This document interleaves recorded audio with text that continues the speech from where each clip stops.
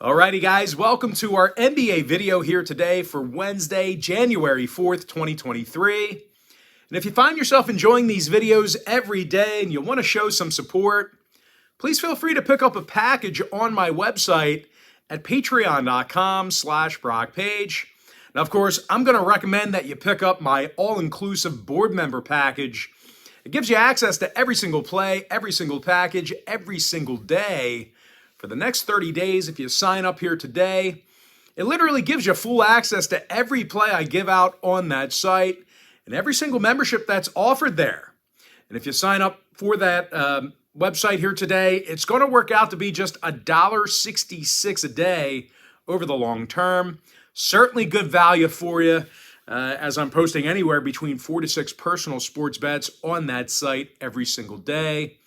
It's a safe and secure website, so if you're serious about sports betting, I strongly suggest you at least consider it. And of course, if you want to show some support, but not to that extent, well, I've got many smaller, lesser expensive packages you can sign up to as well.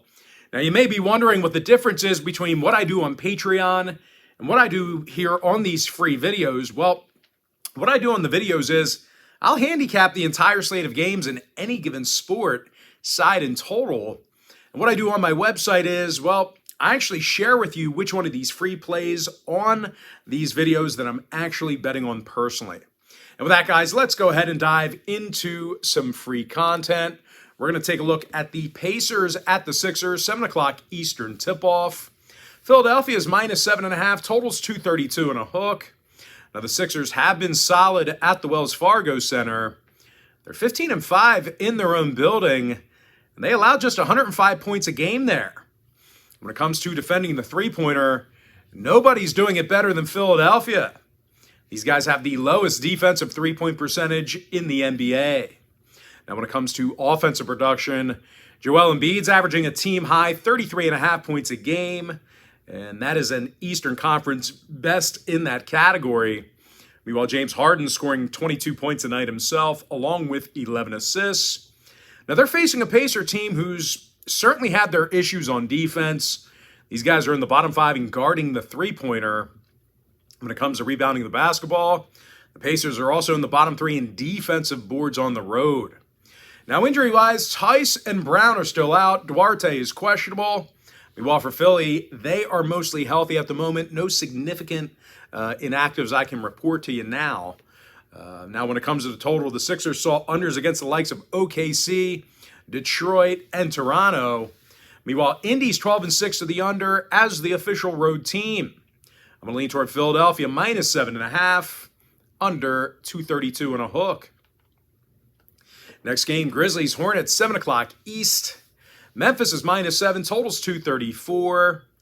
Now, the Grizzlies should get the job done here. They won their last 3 straight, and they're doing a solid job on the offensive end of the court. Not only are these guys in the top 10 in scoring, they're also grabbing more offensive boards than any other team in the association. Ja Morant scoring 27 points a game, along with 6 boards, 8 assists. Meanwhile, Desmond Bane's getting 21 points a night himself. Now, they're facing a Charlotte team who dropped 7 out of their last 10. They play some terrible basketball at the Spectrum Center. These guys have a 277 win percentage in their own arena. They also have the worst offensive field goal percentage at home in the league. Now, injury-wise, Martin and Hayward are questionable. Oubre's still out. Meanwhile, for Memphis, Green and Clark are out for them. Aldama and Williams are questionable. When it comes to the total in this one, Memphis is 11-7 to the under in their travels. Meanwhile, Charlotte's gone 72% to the under in front of their own crowd. I'm going to lean toward Memphis, minus 7, under 234. Next game, it is going to be Thunder Magic, 7 o'clock East. Orlando's the 2-point favorite, totals 229.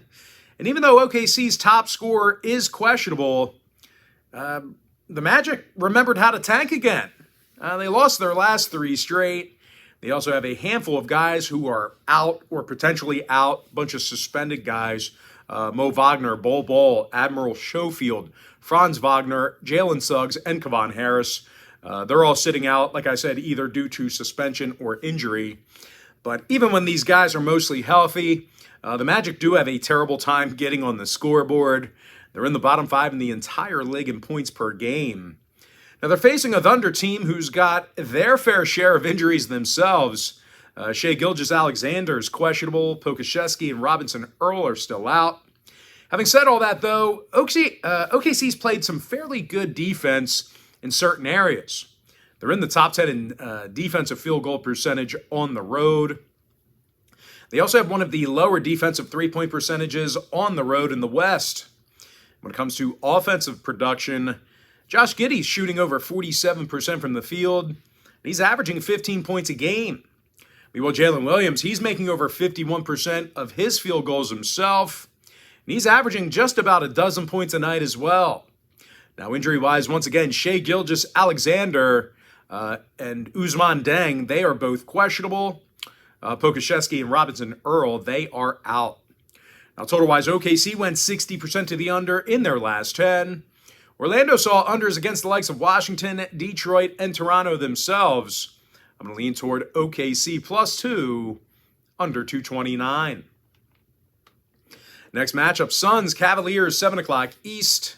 Cleveland's -4.5, totals 218 and a hook. And even though the Cavs do have a handful of injuries, I still think they get the job done here.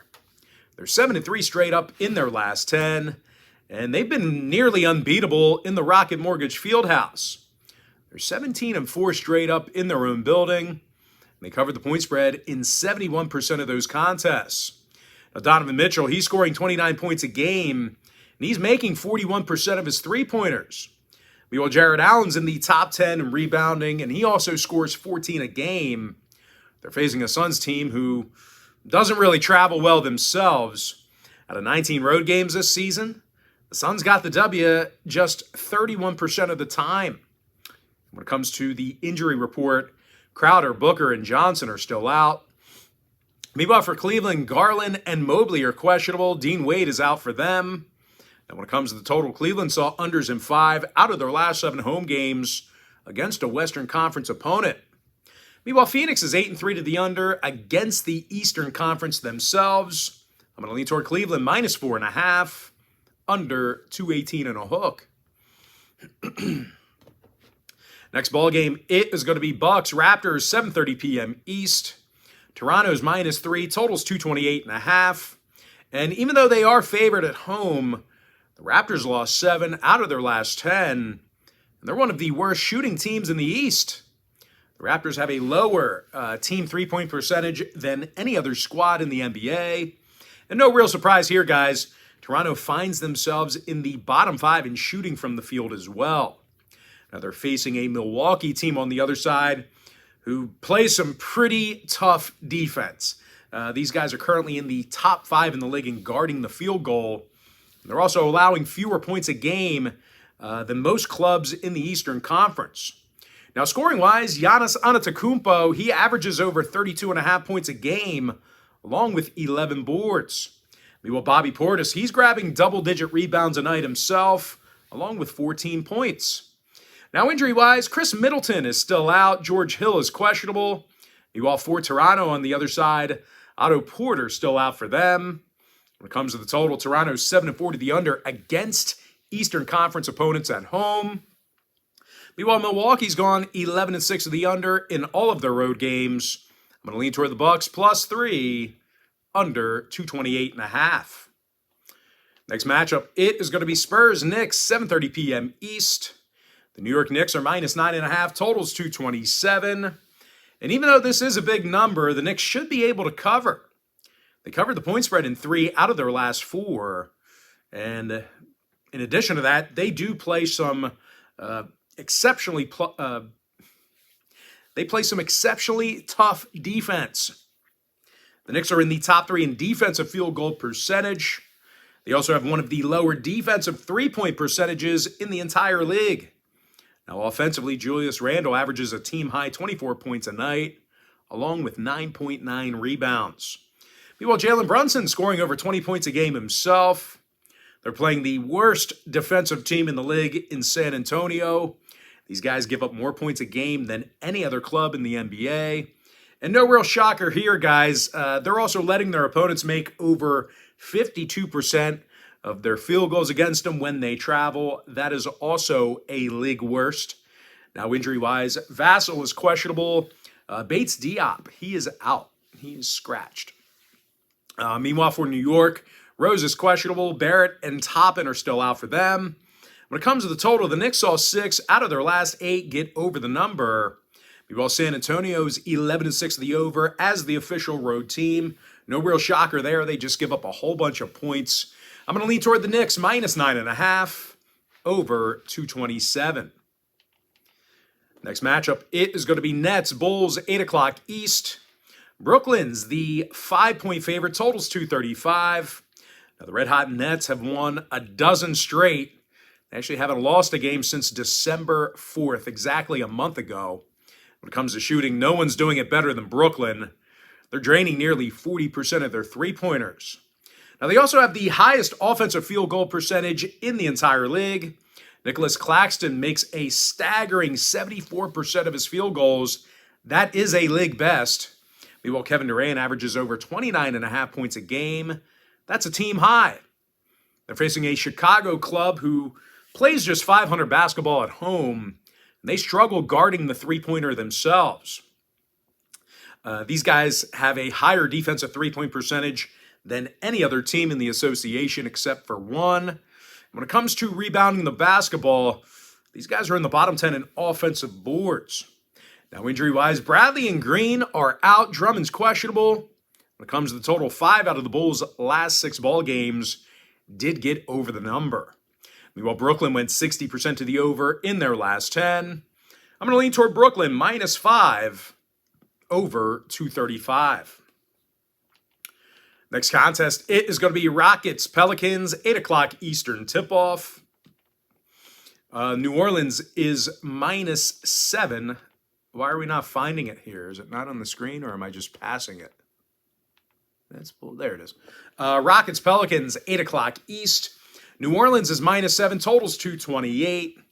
And the Pels did get the W in 5 out of their last 7. And they've been awesome in the Smoothie King Center.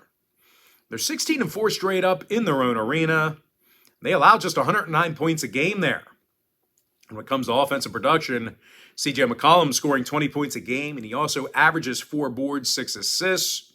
Trey Murphy's also drilling over 42% of his shots from beyond the arc. They're facing a Rockets team who won just 1 game since their last W on December 13th. And of course, these guys, they got the W in only 4 out of 19 road games as well. A really bad road team.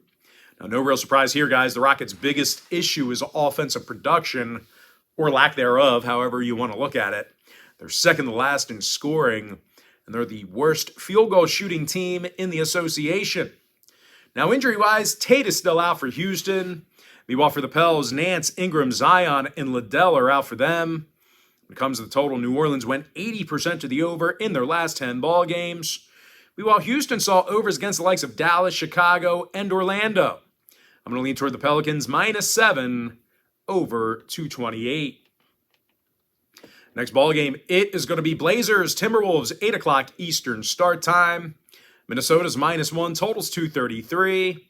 Despite being the 1-point favorite, Minnesota lost 6 out of their last 7. They're still playing some horrible defense at home. They're letting their opponents make nearly 40% of their three-pointers against them in the Target Center. They're also allowing nearly 117 points a night in that very building. They're facing a Portland squad who has little issue shooting the basketball. The Blazers are in the top 3 in shooting the 3-ball. Jeremy Grant, he's making 44% of his 3 balls. He's also averaging 22 points a game. Meanwhile, Dame Lillard, he's the team's leading points getter with 27 points a night. When it comes to the injury report, Payton's questionable, Little's out. Meanwhile, for Minnesota, Russell, Prince, and Reed are questionable. Towns and McLaughlin are still out for them. When it comes to the total, Minnesota went 60% to the over in their last 10 ball games. Meanwhile, Portland saw overs against the likes of Detroit, San Antonio, and Dallas. I'm going to lean toward Portland, +1, over 233.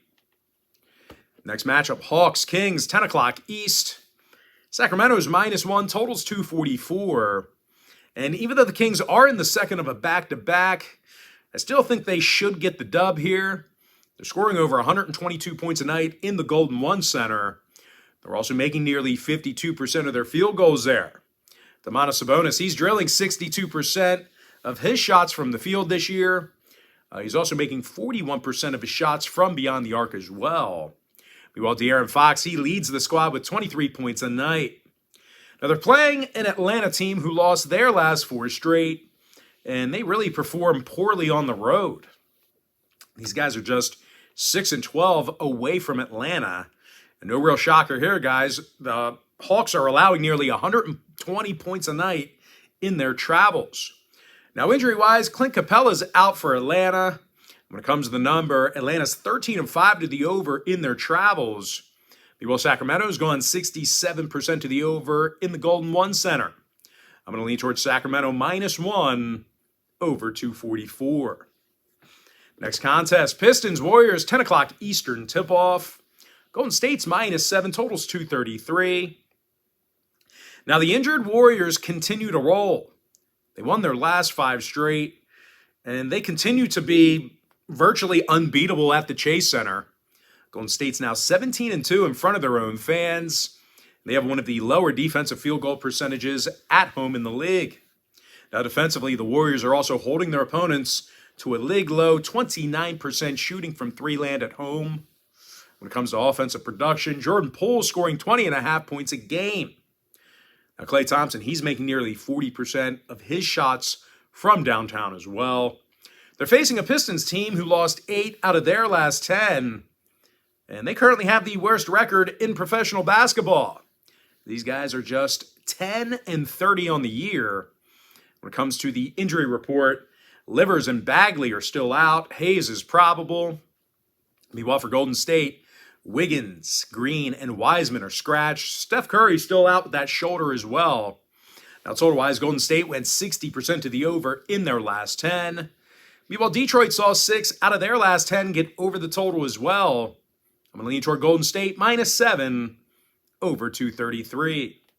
And with that, guys, we're going to jump into our next and final matchup for the video. It is going to be Heat at the Lakers, 10 o'clock Eastern start time. Miami's the 5-point favorite on the road, totals 229.5. Now, the Heat does have a losing record on the road this year, and they're scoring fewer points a game than any other team in the NBA. Now, no real shock here, guys. Miami's got one of the lowest offensive field goal percentages in the Eastern Conference. They're facing a Lakers team who does a nice job guarding the three-pointer themselves. Meanwhile, as a team, the Lakers got the W in 3 out of their last 4. Now, Russell Westbrook, he's scoring 14 points a game along with a couple of rebounds. Of course, Thomas Bryant, he's grabbing 6.5 rebounds a night. He's also scoring nearly a dozen points a game. Now, injury-wise, the Lakers may have to go to work here without LeBron and Lonnie. Both guys listed as questionable. Could be problematic if they are out. Going to be tough seeing these guys score. But for Miami on the other side, they have a slew of guys who may not go tonight either. Haslam, Dedmon, Robinson, Martin, and Vincent, they're all listed as questionable. Now, total-wise, Miami's 12-7 to the under in their travels. Meanwhile, Los Angeles saw unders against the likes of Charlotte, Washington, and this very Miami team. I'm going to lean toward the Lakers, +5, under 229.5. And with that, guys, that's going to do it for me. Don't forget to check me out on my website. But most importantly, guys, got to thank you for joining me right here on YouTube or TikTok. Please feel free to give this video a like, smash the thumbs up button, pound the heart button. And while you're at it, guys, feel free to subscribe. Feel free to follow. I'd love to connect with you on a daily basis. But most importantly, guys, I really hope you enjoyed all this great free content, all this great free information. And with that said, guys, happy Wednesday to you. Happy hump day to you. I look forward to seeing you later on today on my website at patreon.com/BrockPage.